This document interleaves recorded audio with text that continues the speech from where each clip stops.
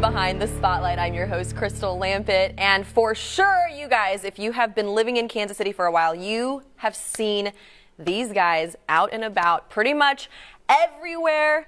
Welcome, the elders. Thank you. So pleased to have you. And this is a really exciting year for you because you are retiring in 2018. We are indeed. We're winding it down at the end of the year. Well, I mean, we're just winding down the touring. Everybody's going to be doing their projects, and we're going to be doing. Yes. We're just going to go and do different things. But we're done with touring. We're done with buses and trains and planes, and the elders are getting elderly? Is that what?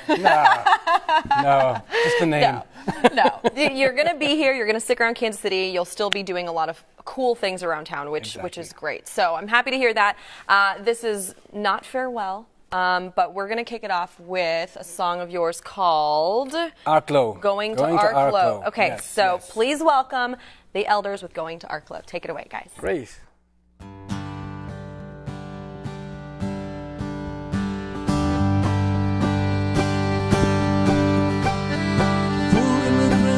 Talking home, I'm boasting to the friends, comparing stories, each the best. The legends never end. The next migration to the land across that stormy sea. Our land is near, our friends are dear, this home will always be.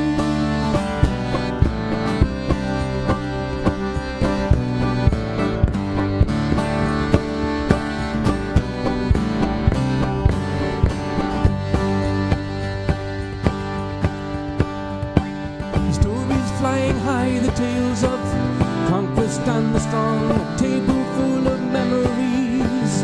The wise are never wrong. It's great to be back in the land you couldn't wait to leave. Our find the peace and pride the grace, our home will always be. I'm going to Arklow. Baby, where the road runs through the valley and the rivers finally free. I'm going to Arklow. Founded by the Vikings, the water pleased them well. With centuries of battle past, they've had their share of hell. With 19 arches separating the fairies from the flock. This handmade bridge with shiny flag, more accolades than not. I'm going to Arklow. Baby,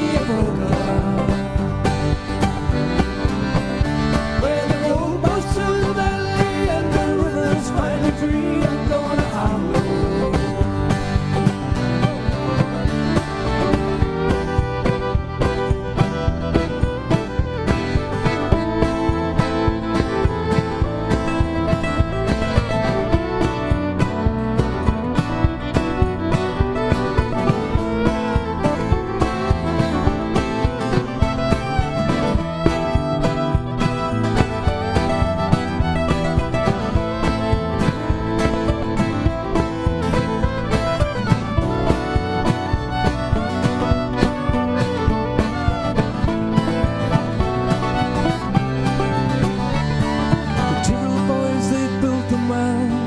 The Ascot and the Moth, the Arklow girls are dancing. The sailors tie the knot, the potters all around the world, that logo so endeared. This is my little East Coast town, I'll boast her always dear. I'm going to Arklow. Maybe a polka, where the road runs through the valley and the river is finally free. I'm going to Arklow. I'm going to Arklow.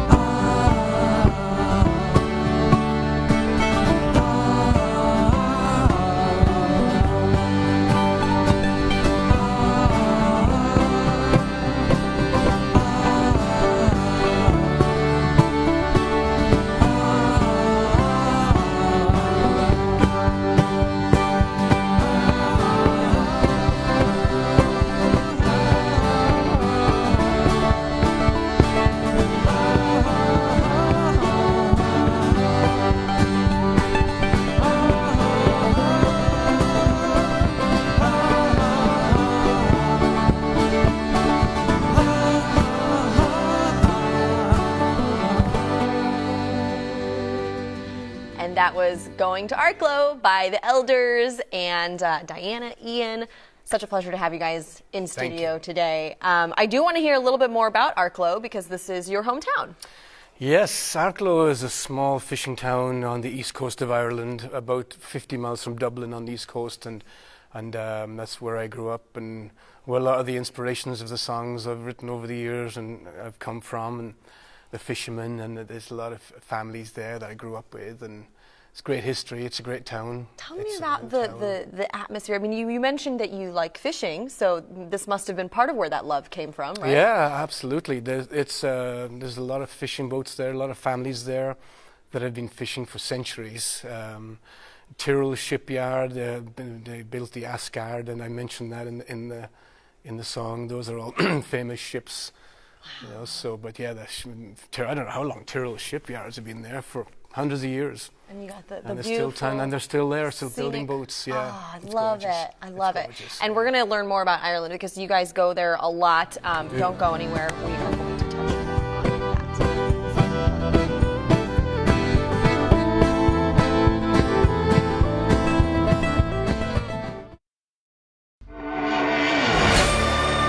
Welcome back to Behind the Spotlight, and we've just been talking about Ireland. I know it's such a popular place to visit, and you guys actually allow your fans to join in on the tour. You do an annual tour to Ireland. Yes, and we're doing another one this year. This will be our 15th or 16th. I think it's our 15th.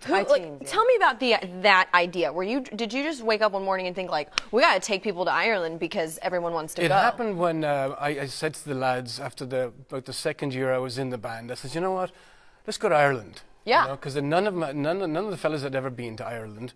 And they travelled to Europe a few times, all right. Steve did a lot of travelling around Europe. He'd never been to Ireland. And I said, you know what, let's go to Ireland. I still had a lot of friends over there that had places and pub. And we were just going to do it very casually, which we did.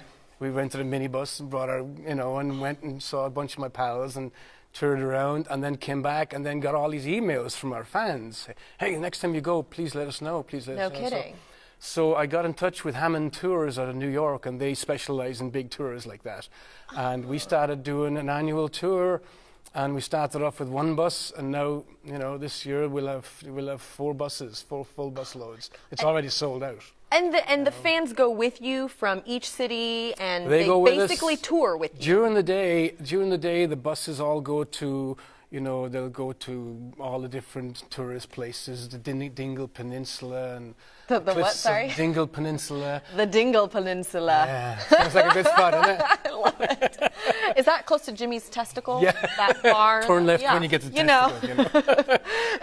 Diana, tell me about your experience, because I know you joined a couple years ago. What were you most surprised by when you got to Ireland? I will say I was expecting it to maybe be not quite live up to every expectation, because you hear that it's going to be so beautiful and green and everyone's going to be so friendly. No, every bit of it is true. It's almost overwhelming. Oh, it blew me away. The pictures that I took, the Instagram material is off the charts. No, really, and the culture of the pubs and the music and the sessions that you find in pubs, and it's all there, and it's all absolutely lives up to expectations. And yeah, I'm lucky to get over there a couple times a year now, and the tour with these guys is a dream. There's no better way to do it than especially with some locals who know to show you the underground spots and the places. That's the best way to travel. When we go to unbelievable. Arklow in the last few years is really that's just my hometown, and it's not really a tourist place. I mean, but we get a lot of passerbys, people coming from Dublin going down to Wexford or something. They might stop in Arklow, but it's not really a tourist destination. But all our fans in the last few years, we go to Arklow every year, so they can meet my family, and we can all the pubs, and the pubs know me and everything else, So that's turned out to be the favourite part of the whole tour now. And the people of Arklow really come out full force and entertain all our guests. That's got to be like one of the most exciting things. It really is. Every year to be. It's fantastic. It's turned into a big event now. Yeah, So and a tradition. I mean, and talk to me about that, because I think there is something really beautiful about being able to share your roots, where you came from, and the people that you grew up with, and your culture. My goodness. Yeah, I mean, And it also gives authenticity to the songs that we write as well. And then, I mean, there's St. Kevin's is about that's based in Glendalough, which is the mountains. And you know, Story of a Fish is a fish farm just outside Arklow. That it's a song that we wrote. I found a fish at this fish farm, and I brought it to the newspapers, and I told them I caught it. And it was a huge, big 10-pound, 14-ounce trout, and all of a sudden I was on the front page of the Wicklow People, you know. So holding your big fish. I know. Yeah. So now I'm telling the truth in front of the cameras. You know, so. But anyway, that's so then people can get a visual of that, and they want to go see the fish farm. They want to go to see Lynham's pub in Glendalough in Lara to see where St. Kevin's is from. So. It just brings the songs all the way there. It's telling a story. Yeah. You know, and people get to see that and experience it firsthand, which is so cool, because that is a very rare experience. I don't think most bands can say like, oh yeah, we just take all of our fans with us. You know, I mean, like, pretty awesome. I am curious to know a little bit more about the Elders' beginnings. So, first of all, the name. You know, where that came from, what inspired that. Awful name. Well, no, I love it, and I appreciate. I love it too. I love it. It makes me think of like Wise. The Elders. That's what and it was that Norm is the one that came up with that awful name, and I've been giving him grief ever since all the whole time. I love it. So Norm and Brent are from Kansas City, and they were in different bands, and they were out in Los Angeles and living out there. And there's a famous pub in Los Angeles called Molly Malone's, and that's where a lot of the famous Irish bands, you know, what was the name, the lads that Norm. Anyway, there's a bunch of bands that play there, and I was Flogging Molly. Flogging Molly, I know them, yeah. So he was there one time, and they were there, and Norm says, you know what? I've had enough of LA. I think I'm going to go back to Kansas City and start up an Irish band. There you go. So he did. He came back here, and him and Brent came back here, and then they got with Steve, and then they formed a band, and they went for a couple of years, and then I joined. They started in 1998, and I joined the band in 2002. And Mike Bliss was the old lead singer, and he moved to the East Coast, and I was in the music business in Ireland years and years ago, and then I came to Kansas City and started a woodworking business, and no more music for me, and somehow here I am back in the music Somehow business. You're back. It keeps pulling you back. It just pulls you back in, and it's been a most amazing experience of my life, and made some dear friends, and the lads in the band, and Diana can attest to that. They're just a wonderful bunch of lads, you know. So. And I love how you refer to her. She's like, she's the young whippersnapper that's gonna keep us going. She's my pal. Yeah. Well, I mean, talk about that. Was it so incredible for you to get to join them already at? You know, they are so well known and well loved. I mean, talk to me about joining the Elders and what that was like for you. Well, when I got the call, I burst into tears, if that's any indication. Yeah, I mean, I've known about these guys, just having grown up kind of playing some Irish music and being around the Irish festivals. I mean, they're iconic. And here in Kansas City, it's been fun to get to know this town and see the legacy that they have here, because in the Irish music community, they have an amazing legacy. And so to get this invite amongst the stellar cast of other fiddle players that have come in and out has been, I mean, it's still, I think I refer to them as my pinch me moments. So I was going to say, not it's really still sure a little bit like, is real. this real? Yeah, no. Wait, well, and I don't blame you, because no big deal. You guys were just inducted into the Kansas Music Hall of Fame. Yes. Congratulations. Yes. It was that was really very, that was Did you have a pinch me moment too? Yeah, I did. Yeah. And you know what was really cool about it, and it was a friend of mine who actually texted me. He says, congratulations on being inducted into the Kansas Hall of Fame. And then he said, pretty cool, you did it with your son. And I'm like, it didn't even occur to me how cool that is. That is amazing. Yeah. And it's a 20+ years before you get inducted, and he's just turned 30. I mean, what the heck? I mean, he might be the youngest lad in it, you know? That's amazing. Yeah. That really is. So. Did you ever think you would be here? I mean, when you started music, both of you, when you started music, did you ever think like, I might be in a Hall of Fame one day, I might be touring the world? I mean, I can speak for the rest of the lads and Diana. We just love our profession. We love playing music. We love meeting other musicians. The festivals, there's something about the Irish culture and the Irish musician, the Irish camaraderie between musicians. At festivals, some of the best entertainment you'll ever hear in your life is in the pub or in the hotel after the festival is all done.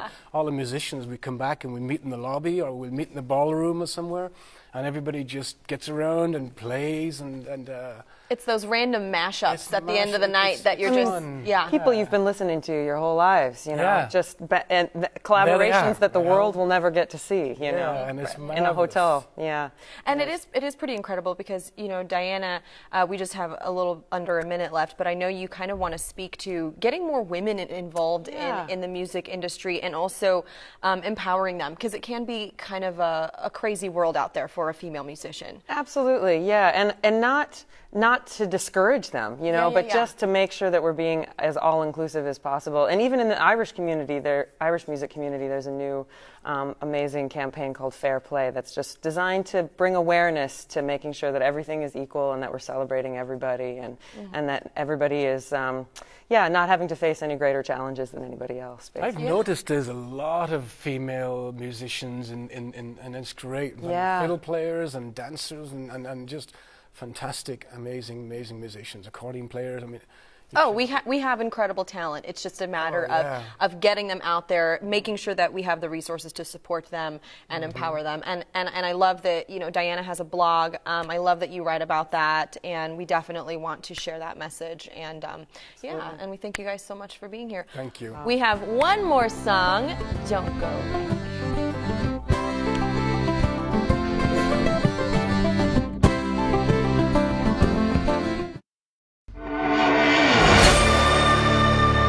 Welcome back to Behind the Spotlight. It's been such a pleasure to have the Elders in. This is kind of one of your last performances, one of your few last performances as the Elders as we know it. So we're so thankful. We'll be playing for the rest of the year. We're going to be doing quite a few shows in Kansas City. So you can get on, you know, eldersmusic.com and you can check our schedule. So we're going to be doing a show at the Kaufman and the Unity Temple in the Plaza and the Kansas City Irish Festival and a whole bunch of shows. All of that stuff. It's great, and you'll be immortalized with your music, so you'll be around forever. And we do have one more song. This one is called Naughty Bridget. Naughty Bridget. Naughty Bridget, take it away. 1, 2, 3, 4.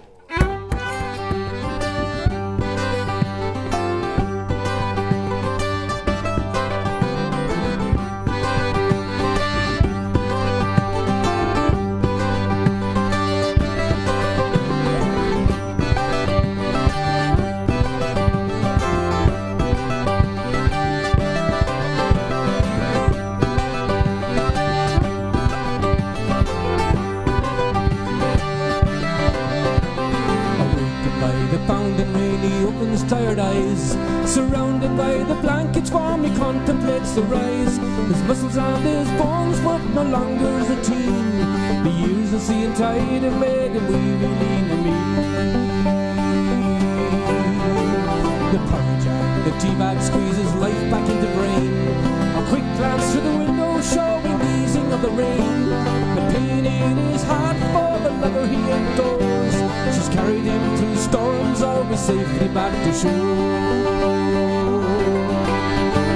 But naughty Bridget is a name and lives she has so well. For many days and nights she thought the scene feels swell. But now her days are numbered, for her telegraphs are worn. Goodbye, my love, forever I will mourn.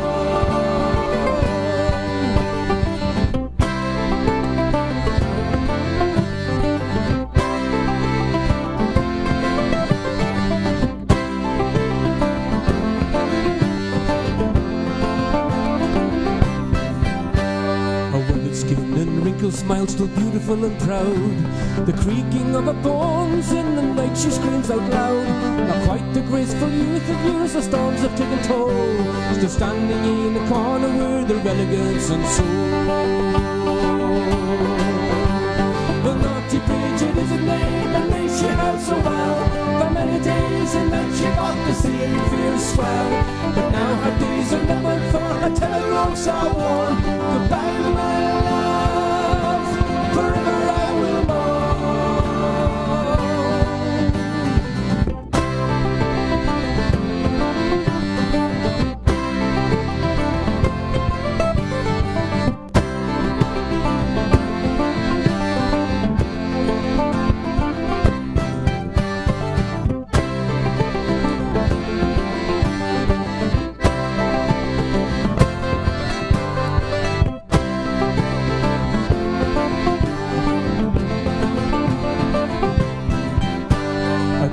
and groom her for her shine will never dim. We'll end our years together in the depths of sea and sin. The ropes I tie around her neck will guide her through the night. The crashing waves and jagged rocks together win this fight. But naughty Bridget is her name, and may she have so well. For many days and nights she fought the sea and fierce swell. But now her days are numbered,